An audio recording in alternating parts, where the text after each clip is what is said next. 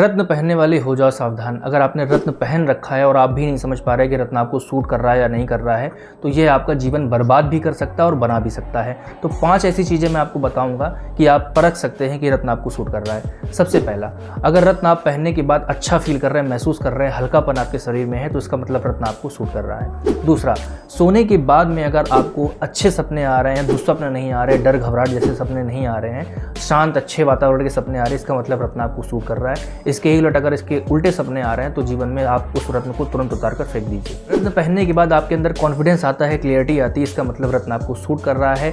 वहीं अगर रत्न पहनने के बाद आप डर रहे हैं, घबरा रहे हैं, कंफ्यूज हो रहे हैं, तो रत्न आपको सूट नहीं कर रहा है। इसके बाद 4 पॉइंट, अगर आपको अच्छी नींद आ रही है, आप बेड पर जाते ही तुरंत सो जाते हैं, इसका मतलब आपको ये रत्न सूट कर रहा है। वहीं इसके उलट अगर आपको नींद नहीं आ रही, कई घंटों आपको स्ट्रेस रहता है, सोने के लिए आपको बहुत सारी चीज़ें करनी पड़ती हैं, कुछ गाने सुनने पड़ते हैं या स्ट्रेस देना पड़ता है, मूवीज़ देखनी पड़ती हैं या कुछ आपको हीलिंग चीज़ें देखनी पड़ती हैं, इसके बाद आपको नींद आ रही, इसका मतलब ये रत्न आपको सूट नहीं कर रहा है, तुरंत उतार दीजिए।